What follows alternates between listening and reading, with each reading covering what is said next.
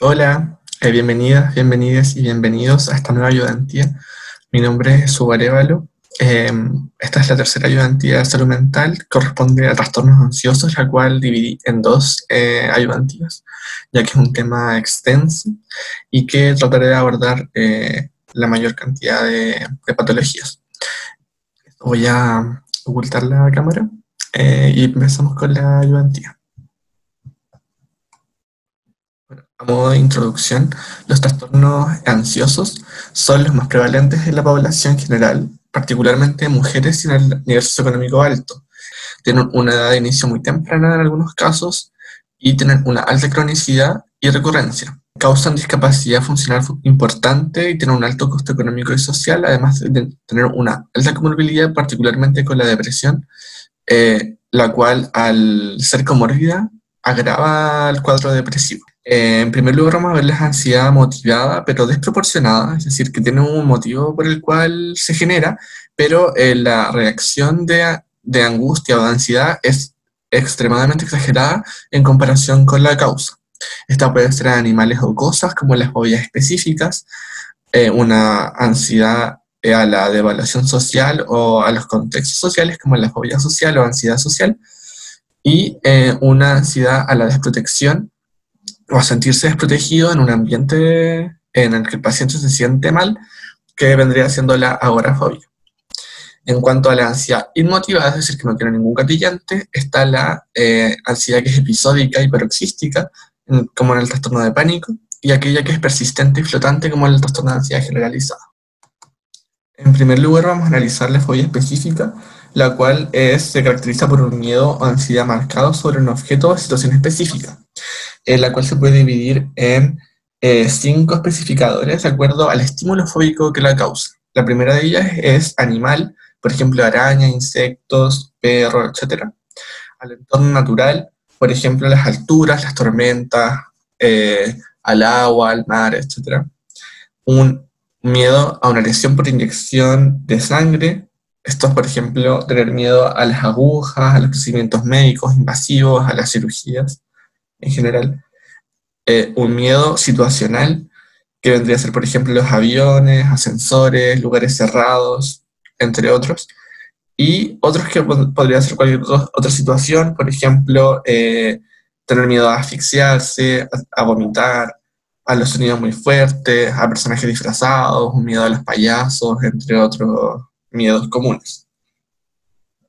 En segundo lugar, el objeto o situación fóbica casi siempre provoca miedo o ansiedad inmediato en el paciente. O sea, el paciente se expone ya sea físicamente, verbalmente o en cualquier, como que se pasa el objeto o situación por la mente del paciente y inmediatamente activa la reacción de ansiedad contra el objeto. En tercer lugar, el objeto o situación fóbica se evita activamente o se soporta con miedo o ansiedad intensos. Y en último lugar, el miedo o ansiedad es desproporcionado con el peligro real que plantea el objeto o situación específico y con el contexto sociocultural del paciente. Siguiendo con la fobia específica, esta se ha propuesto que puede tener 3 vías de desarrollo del miedo. La primera de ellas puede ser por condicionamiento directo, es decir, experimentar un evento traumático con la situación fóbica, que el paciente se haya expuesto a él, que haya sido herido por ejemplo, un perro, en el caso de los animales, o asustado por esta situación fóbica. Por ejemplo, lo que dije del perro, estar en un accidente automovilístico, o desmayarse por haber visto sangre cuando era muy pequeño, entre otras cosas. En segundo lugar, es la adquisición indirecta de la fobia, que se da cuando uno observa a alguien comportarse con temor frente a la situación fóbica, o presenciar un evento traumático, como por ejemplo ver a un miembro de la familia comportarse con temor ante la presencia de una araña, o que un familiar o una persona directa haya estado en un accidente automovilístico, o que le haya pasado una infección a través de una inyección, entre otras cosas que puede causar al final que tenga fobia al objeto. Y en último lugar, una transmisión indirecta del miedo, la cual puede darse a través de la información que el paciente puede obtener verbalmente de otros o a través de medios de comunicación, o escuchar a alguien hablando que fue, por ejemplo, mordido por un perro, asaltado, que se expuso, no sé, a tiburones, entre otras cosas que puede causar que el paciente tenga fobia a eso. Esto se da muy frecuentemente, por ejemplo, el miedo a los aviones, o a las alturas, o tener miedo a algún, por ejemplo, a los trenes, entre otras cosas que son como eh, más grandes y que pueden causar como demora en el paciente. Por ejemplo, los acontecimientos vitales estresantes, como que hacen que el condicionamiento se perpetúe. Es decir, que si el paciente tuvo, no sé, riesgo vital o realmente quedó con alguna herida o alguna secuela, esto puede hacer que se condicione a tener miedo a esto. Y la transmisión de información además puede reforzar el desarrollo de una fobia. Es decir, que por ejemplo el paciente fue mordido por un perro cuando pequeño. Esto condiciona a que tenga miedo a los perros. Pero luego si el paciente busca, no sé, riesgo de una mordedura de perro y ve que puede tener rabia, presentar otras patologías, es decir, que se puede como agravar, esto va a perpetuar que en el fondo el paciente no quiera enfrentarse nunca más a un perro, por poner un ejemplo. Además, para el diagnóstico, tiene que ser persistente y durar al menos 6 meses. El miedo, la ansiedad o la irritación causan una angustia o deterioro significativo. Clínicamente puede ser bastante perjudicial e incluso potencialmente mortal. Por ejemplo, en el caso de tener una fobia a la asfixia, en casos extremos una persona puede evitar consumir, por ejemplo, alimentos sólidos o líquidos espesos con tal de no asfixiarse. En este caso sería un riesgo vital importante. Y en el caso, por ejemplo, de una persona que tenga fobia a las lesiones por inyección de sangre, puede evitar procedimientos médicos necesarios para su vida y que en el fondo alteren o que realmente causen un riesgo vital para el paciente. En último lugar, la alteración no se explica mejor por los síntomas, por ejemplo, de consumo de sustancias, otros trastornos médicos o mentales. Y el tratamiento para la fobia específica, de primera línea está la terapia cognitiva conductual con exposición progresiva al elemento fóbico. Y el tratamiento farmacológico tiene como un rol secundario en esta patología. Sería, por ejemplo, si tiene una exposición infrecuente a la exposición fóbica, por ejemplo, un viaje en avión, que el paciente no siempre se expone al avión, solo cuando tenga que viajar. Podría tomar lorazepam 0,5 a 2 miligramos unos 30 minutos antes de la exposición al objeto fóbico, o clonazepam en caso de no tener lorazepam disponible. Y si se expone frecuentemente al objeto de fobia, ya sería más recomendado un inhibidor selectivo de la recaptación de serotonina, como la sertralina en dosis bajas, que vendría a ser como 50 miligramos diarios. También puede utilizarse, por ejemplo, el escitalopram, la paroxetina o la fluoxetina.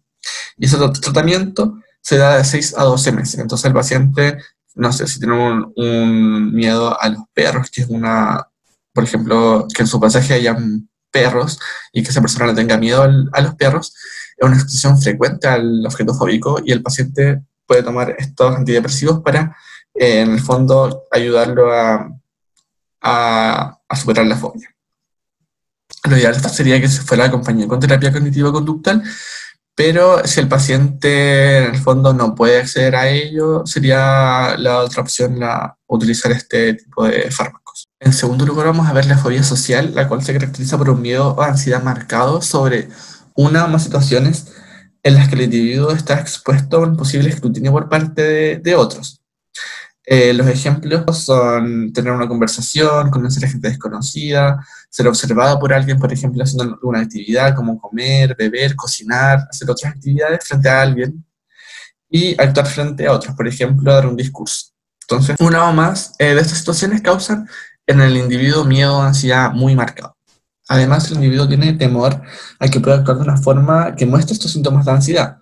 Y que esto puede ser evaluado negativamente por las personas, es decir, que la pueden humillar, que puede ser vergonzoso y que puede conducir al rechazo o ofender a los demás. Esto quiere decir que, por ejemplo, el paciente al tener este miedo, al tener como ansiedad, vergüenza, al ponerse rojo, otras situaciones como el sudor excesivo, temblores, otras características o manifestaciones de la ansiedad, pueden causar que las personas que lo estén viendo lo humillen, lo avergüencen o lo rechacen efectivamente. Entonces, como que el teme aún más exponerse a una situación social porque puede actuar de una manera que la gente se dé cuenta de su ansiedad y lo rechacen por esto. Y las situaciones sociales se evitan con una conducta evitativa del paciente, es decir, que no quiera, por ejemplo, nunca ofrecerse a hablar delante de gente, una persona que nunca quiera hacer nada en frente de otras personas, que siempre lo evite, o soporta con intenso miedo o ansiedad. Una cosa importante también es que estas situaciones sociales a las cuales el paciente teme siempre son fuera del círculo cercano, o sea, siempre son fuera de la familia o del grupo de amigos que el paciente se desenvuelva, perdón, constantemente. Entonces esto tiene que ser una conducta evitativa a situaciones que el paciente no se enfrenta siempre, porque están fuera del contexto del paciente que se enfrenta normalmente. Y por último lugar, el miedo y la ansiedad no guardan en proporción con la amenaza real que plantea la situación social y el contexto sociocultural. Es decir, el paciente, por ejemplo, por hablar delante de otros no le va a pasar ninguna amenaza real, o sea, es decir, solamente hablar frente a otros no tiene ninguna amenaza para él. Entonces, que el tema de esto ya indica que está fuera del contexto sociocultural, porque es algo que es normal hablar frente a otras personas. Ahora, este es uno de los trastornos más comunes de ansiedad y en general de salud mental, siendo del 5-12% son sexo femenino, antecedentes familiares de fobia social y timidez o temperamento inhibido en la infancia. Además, este trastorno es asociado, por ejemplo, a discapacidad, menos apoyo social y deficiencias en el funcionamiento ocupacional y tasa más alta de suicidio, porque puede ser comórbido con otros trastornos mentales como la depresión, que pueden predisponer a que el paciente tenga conductas o ideas en suicidio. Por ejemplo, lo que decía anteriormente de la timidez o temperamento inhibido de la infancia, que el paciente cuando se exponga a objetos o personas desconocidas, el niño se ve como inhibido, llora, esto aumenta en el fondo el cortisol del paciente y hace que haya como una hiperactividad del circuito y que al final cause como este estrés ante las situaciones desconocidas. Estos pacientes también muestran como mucha atención a los signos de evaluación negativa por parte de los otros, por ejemplo, que alguien ponga una cara de rechazo o que le diga directamente que hizo algo mal. En el fondo esta persona muestra mucha atención a estos signos de rechazo por parte de los otros y tiende a detenerse en estímulos negativos. Esto puede deberse, por ejemplo, a que los padres de este paciente tengan una enseñanza muy socialmente ansiosa, y es muy importante, por ejemplo, el condicionamiento en estos pacientes, ya que, por ejemplo, cuando el miedo ocurre cuando un estímulo originalmente neutral, por ejemplo, hablar en clase, conversar con alguien, hacer alguna actividad frente a otras personas, se convierte en una experiencia aversiva al emparejarse con una experiencia aversiva incondicionada. Por ejemplo, que alguien lo critique, o que alguien lo mire feo, o que tenga una reacción negativa a su acción. Entonces esto condiciona finalmente a que la persona tenga una fobia social. Para diagnosticar esta fobia, tiene que ser persistente el miedo, la ansiedad o la evasión, y suele durar más de 6 meses. Además, el miedo, la ansiedad o la evitación causan angustia, deterioro clínicamente significativo, y no puede atribuirse a efectos fisiológicos de una sustancia, condición médica o otro trastorno mental.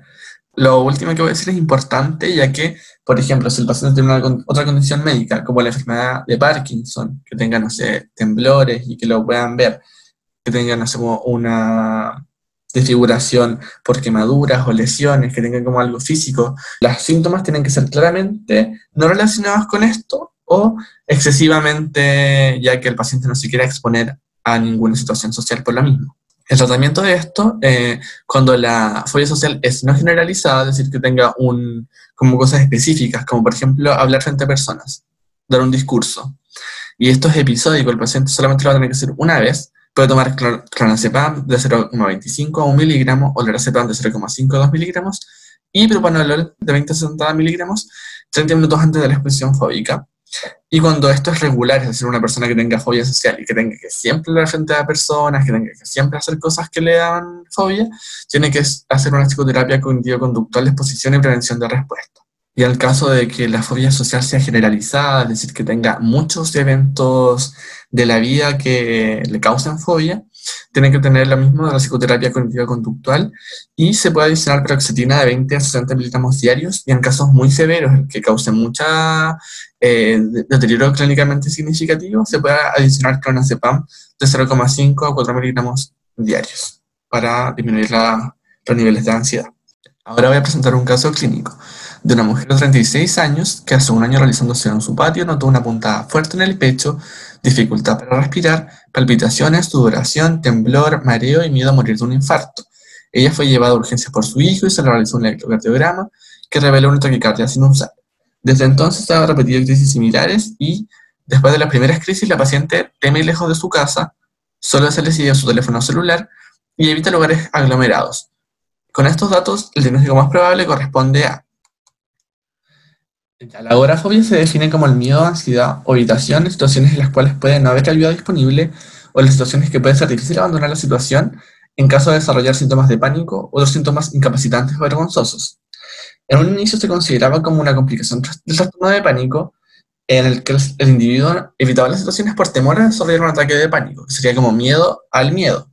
Hoy en día, sin embargo, se ha conceptualizado como el miedo a la dificultad para escapar. Y los patrones de evitación agorafóbica pueden variar desde pocas situaciones, por ejemplo, conducción o estar en multitudes, a múltiples situaciones. Y en casos graves, el individuo se queda confinado en su casa, rara vez sale de ella y de ser así solo cuando está acompañado.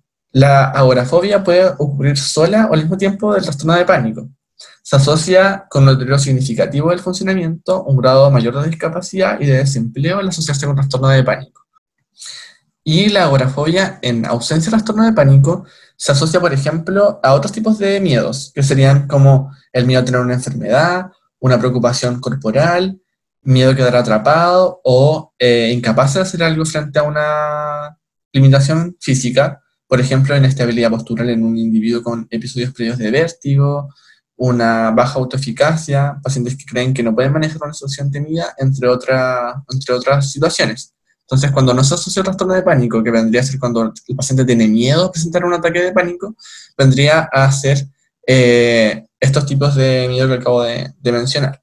Además, para el diagnóstico, el miedo, la ansiedad o la evasión es persistente y suele durar 6 meses o más, causa angustia o deterioro clínicamente significativo. Además, si hay otra afección médica, por ejemplo, la enfermedad inflamatoria intestinal, en el que el paciente teme poder defecarse en un espacio abierto, con personas, enfermedad de Parkinson, el miedo, la ansiedad a la habitación, son claramente excesivos comparándolo con otros pacientes que tengan las mismas patologías y no se relacionan con otros trastornos mentales.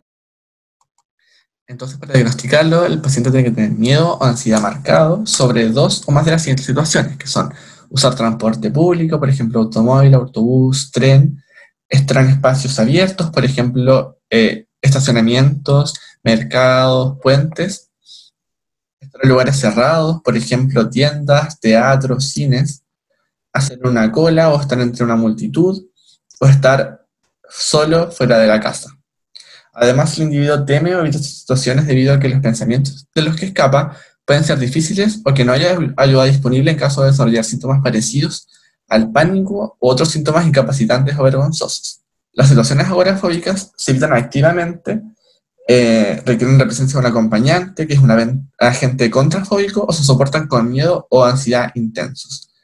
Ahora, en cuanto al trastorno de pánico, tanto los ataques de pánico o las crisis de pánico como el trastorno de pánico en sí son problemas muy comunes en la atención primaria como psiquiátrica y se diferencian en lo siguiente. Los ataques de pánico se presentan clásicamente como episodios espontáneos y discretos de miedo intenso que comienzan abruptamente y duran de varios minutos hasta 1 hora. El ataque de pánico no es un trastorno mental en sí, pero puede estar dentro de otro trastorno como el trastorno de pánico u otros trastornos mentales. Puede ser como un síntoma de otros trastornos.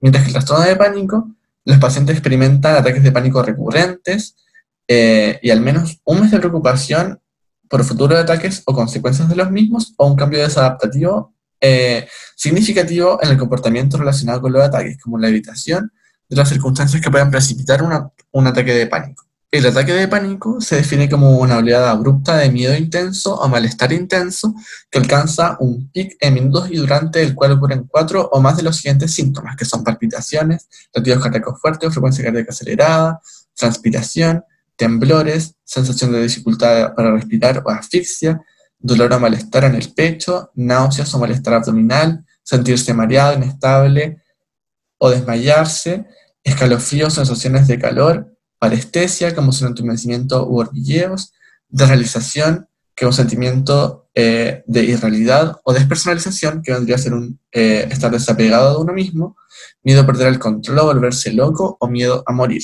Presentando 4 de estos síntomas, ya sería un ataque de pánico.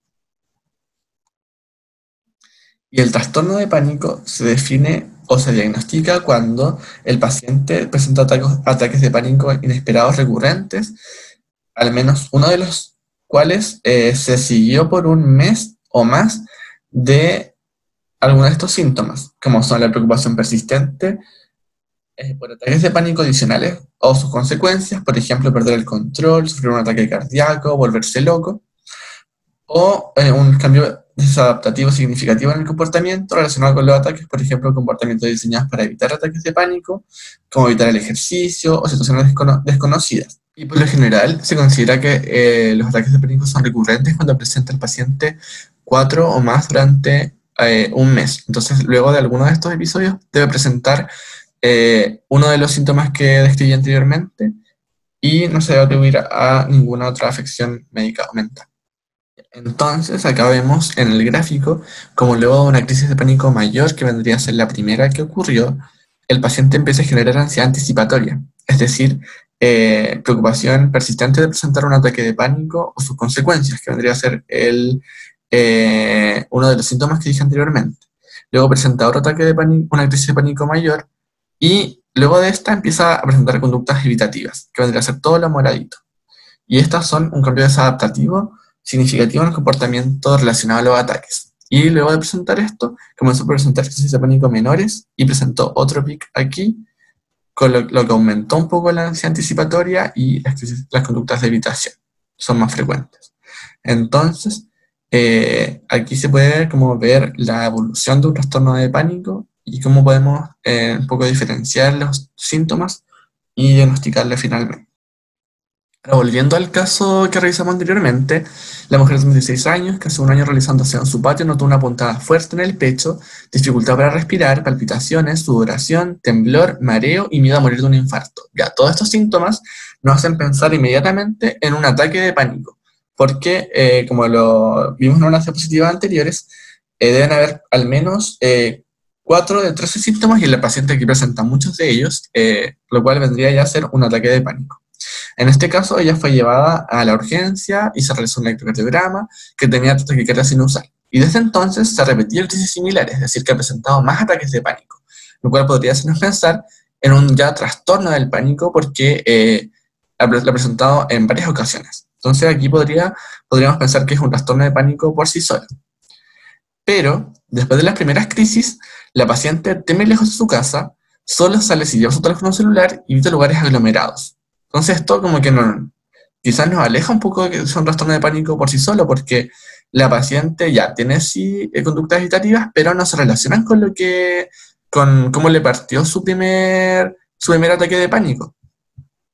Entonces ella teme, por ejemplo, lejos de su casa y lugares aglomerados, que vendría a hacernos pensar en una agorafobia, porque la agorafobia, dentro de las 5 situaciones en las cuales evita, está estar en una multitud y estar solo fuera de casa. Y en este caso la paciente teme lejos de su casa, solo sale si lleva su teléfono celular, o sea que tiene que tener un elemento contrafóbico, que es el celular, que podría, por ejemplo, hacerle llamar a una persona de confianza que la pueda ayudar o salvar de esa situación.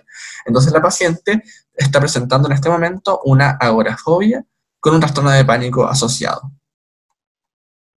Ahora pasando al segundo caso, de las siguientes opciones, ¿cuál es la correcta con respecto al manejo de una paciente que consulta urgencias por segunda vez en el día por palpitaciones, despersonalización, sensación de ahogo, miedo a morir, mareos y sudoración profusa que duran entre 6 a 10 minutos? Ya, esto vendría a ser una crisis o ataque de pánico.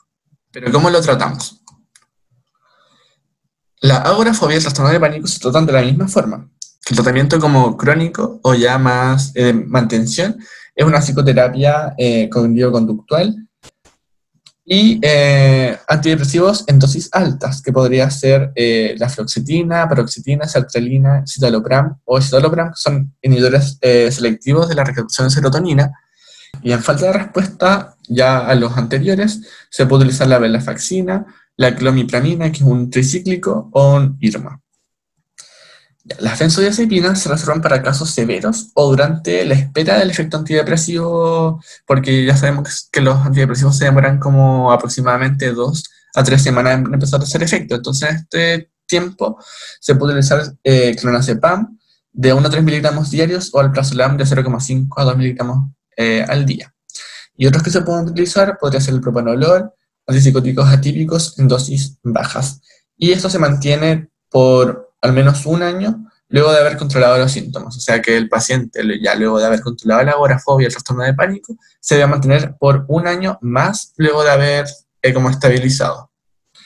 Y cuando el paciente está en crisis, como el mismo anteriormente en el caso, se debe hacer una manejo y contención verbal y emocional de la crisis, medidas farmacológicas de sostén, y en segundo lugar, como igual tratando de evitarlos porque las benzodiazepinas igual sabemos que tienen varios efectos secundarios, podemos usar clonazepam o lorazepam sublingual.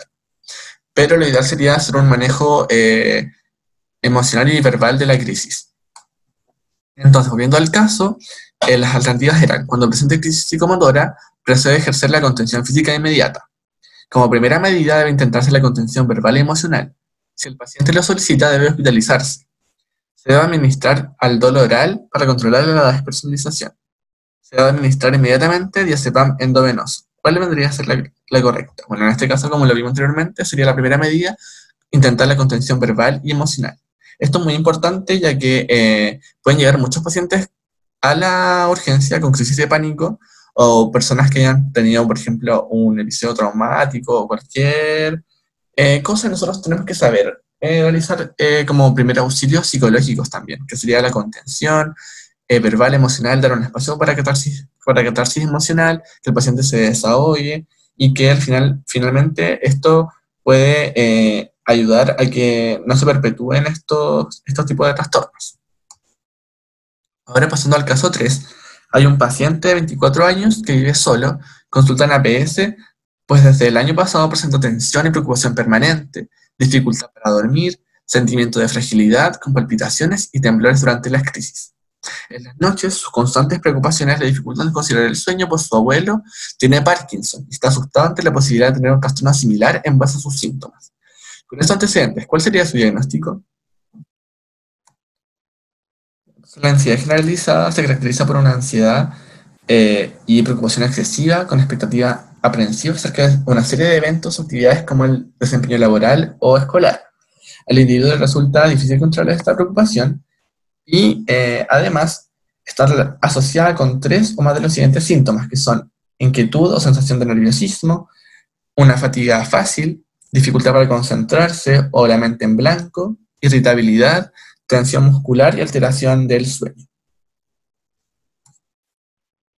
En el trastorno de ansiedad generalizada se puede presentar una expectación ansiosa, que vendría a ser una sensación flotante y visceral de que algo malo va a ocurrir, como sentir, no sé, pues como dolor en la guata, como pensar que algo va a pasar, aprensión y una preocupación agobiante de que algo puede pasar.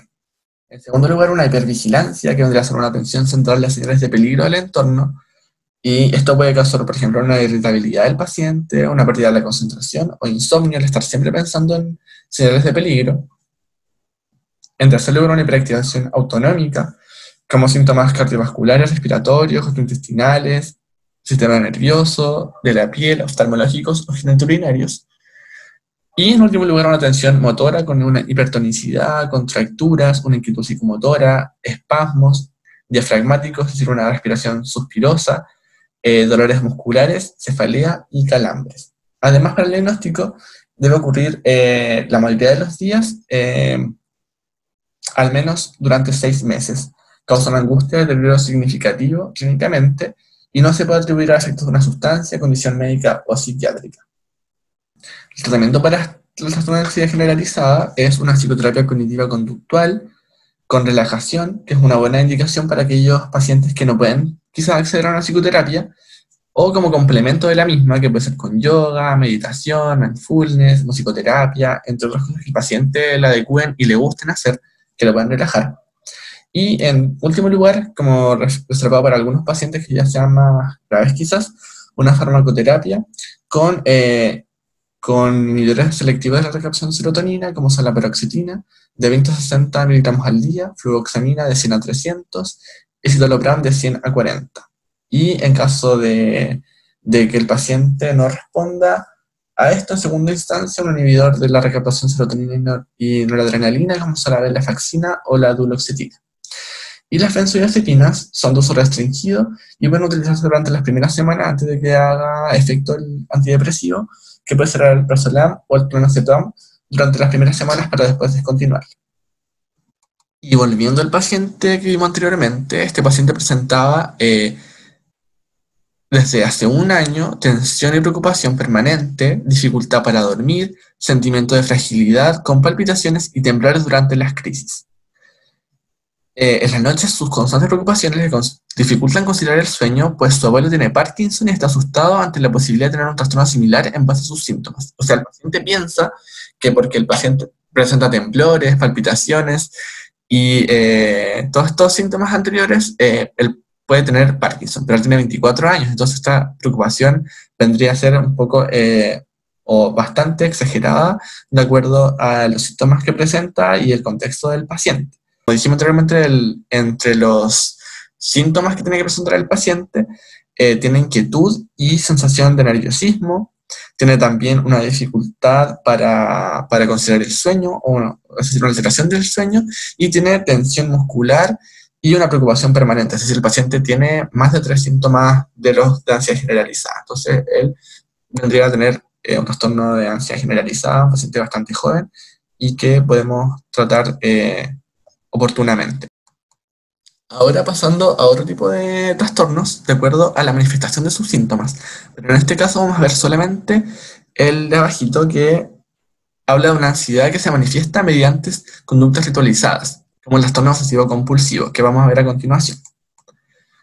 En primer lugar vamos a ver un video en el cual vemos algunos pacientes que tienen este trastorno. Esta es una película que se llama Tok Tok, que está en Netflix y que presenta algunos pacientes característicos con esta patología.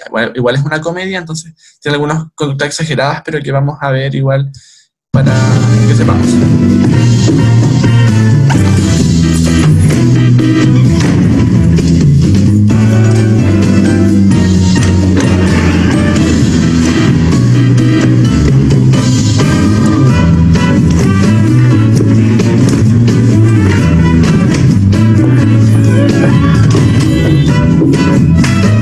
Sabía yo que se me olvidaba algo. Es que...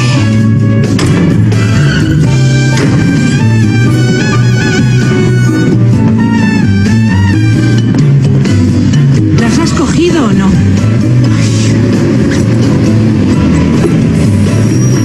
Ay, aquí están.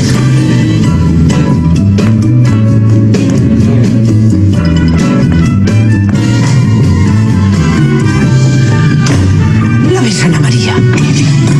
Si no las cierras bien, se ponen blandas.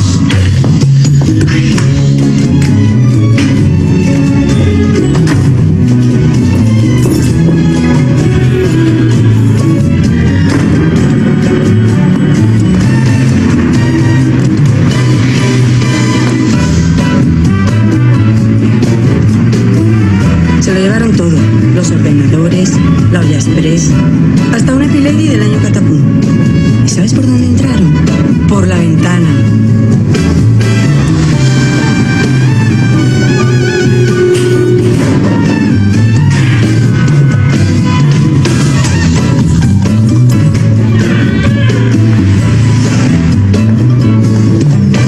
Le preparó una cena súper romántica, toda la casa llena de velitas.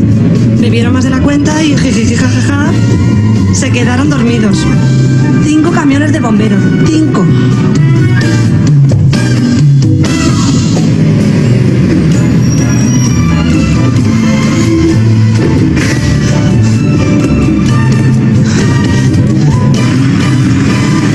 Entonces la primera paciente que vimos tiene como varias utilizaciones y cosas que realiza por el miedo a que le pase algo en su casa. Ella vuelve varias veces a revisar que esté cerrada la puerta, que esté cerrados los frascos de galletas, que tenga todo, cerrar las ventanas, todas estas cosas, y todas las veces que sale de su casa se sale persignando, porque son ritualizaciones o compulsiones que realiza por estos pensamientos obsesivos que tiene con respecto a la seguridad de su casa.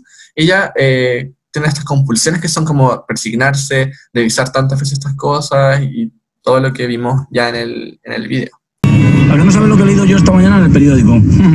¿Usted sabe cuántos espermatozoides suelta un hombre en cada eyaculación? Pues a razón de 60 millones de espermatozoides por mililitro, ¿eh? No me hable de esas cosas, hombre. ¿A mí qué más me da? Pues sí, otra vez el 9, míralo. Pues ya son 10 las veces que se me cruza hoy, ¿eh? Digo, es usted la tercera mujer que se me sube en la mañana. Castaña la primera, ¿eh? Y desde luego la más guapa de todo el mes. Pues teniendo en cuenta que en cada eyaculación se dan entre 2 y 5 mililitros... mira, otra vez un mini verde, joder. Pues ya he visto hoy 3, ¿eh? No es normal, ¿eh? Para nada es normal. ¿Lo del mini verde o lo de los espermatozoides? ¿Cuántas eyaculaciones habrá tenido usted en la vida? Pues imagínate. Pues yo que sé, fíjate, llevo 66 años casado. Usted dedíquese a conducir y llevarme a mi destino. Serían un total de, ¿cuánto? Entre 120 y 300 millones de espermatozoides. Y todo esto para que llegue uno. Imagínense el genocidio cuando uno se alivia. Mira, otra vez el 9. Y un mini verde detrás. Joder, esto es de loco. Hasta luego. Adiós. Jesús. Ya, ahí vimos recién a un paciente que tiene aritmomanía, que es un tipo de trastorno obsesivo compulsivo en el cual cuenta todas las cosas. Por eso, si se dieron cuenta, como que él habla mucho de los números todo el tiempo, de cuántas veces vio al micro, lo de los espermatozoides, todo eso son relacionados con números. Y ahora vamos a ver la última de los ejemplos.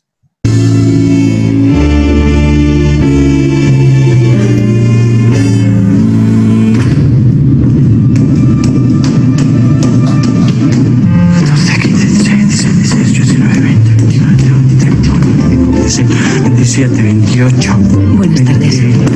Perdón. 29, 30, 31, 32, 34. Ahí él va contando los escalones de la escalera. Hola. Buenas tardes. Buenas tardes.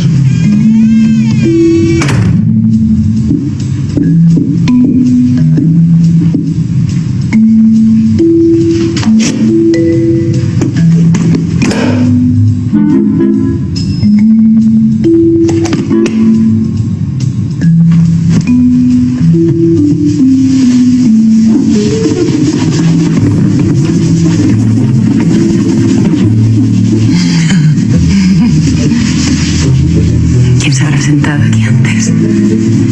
Yo desde luego que no, ¿no? ¿Por?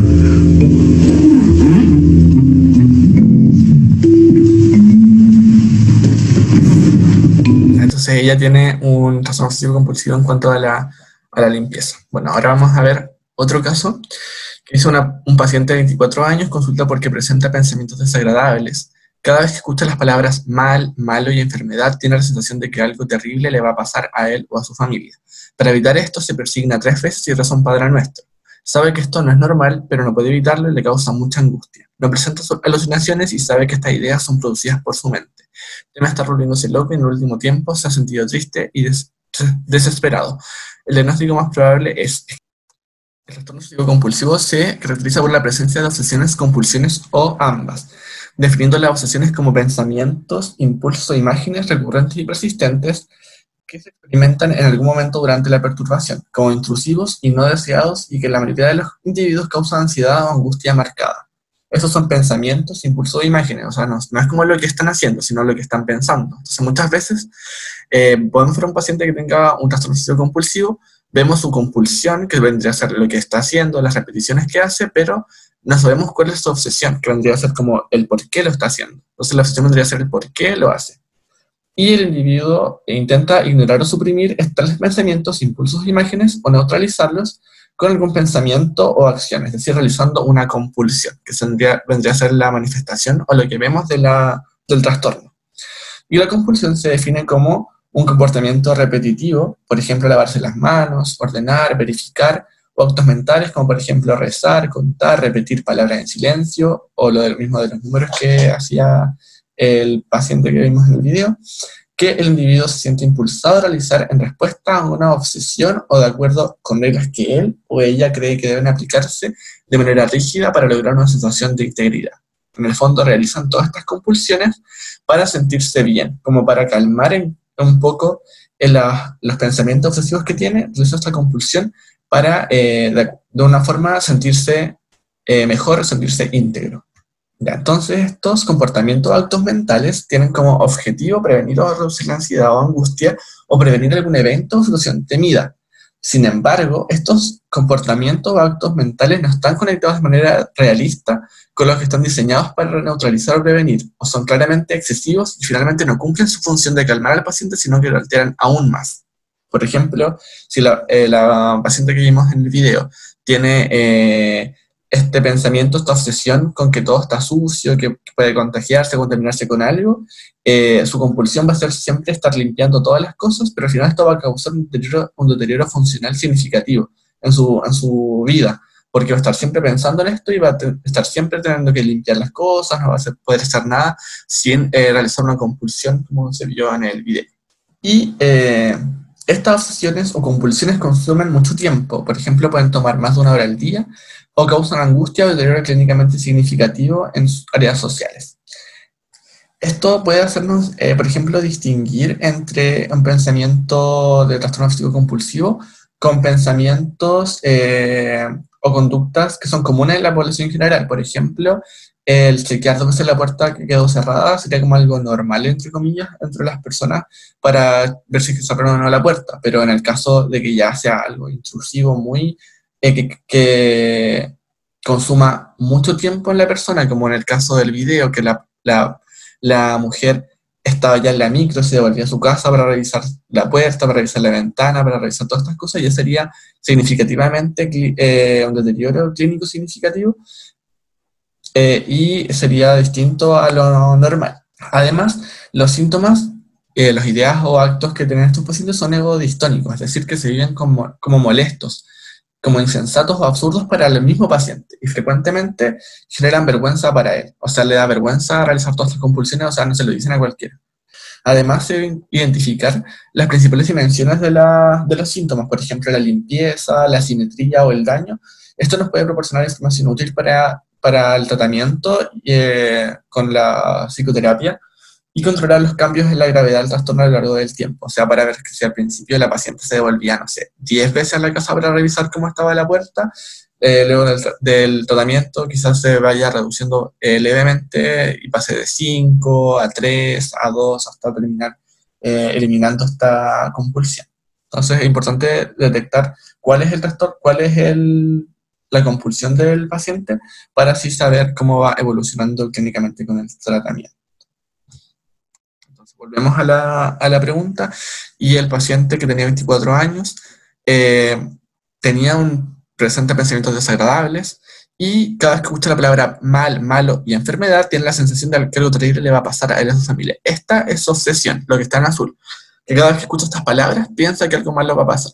Para evitar esto, ocurre como la compulsión, que sería persignarse 3 veces y rezar un Padre Nuestro. Entonces la obsesión causó la compulsión.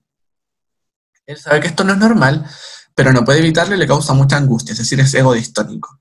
No presenta alucinaciones y sabe que esas ideas son producidas por su mente. Teme estar volviéndose loco y en el último tiempo se ha sentido triste y desesperado. Las alternativas eran esquizofrenia, trastorno delirante crónico, una depresión psicótica, el trastorno obsesivo compulsivo o trastorno por desrealización, siendo el trastorno obsesivo compulsivo la respuesta correcta. En APS, por ejemplo, lo que se debe hacer es una psicoeducación al paciente y sus familiares y derivar a psiquiatría. Sin embargo, cuando ya le derivamos al psiquiatra o al psicólogo, él hace la psicoterapia cognitivo-conductual con exposición, con prevención de respuesta, y la farmacoterapia, que en la primera línea son los inhibidores selectivos de la recaptación de serotonina, como la sertralina, la fluoxamina, el citalopram, la fluoxetina, la paroxetina, y en el caso de que sea refractario, se podría utilizar la clomipramina, los inhibidores de la monoaminoxidasa o antipsicóticos atípicos.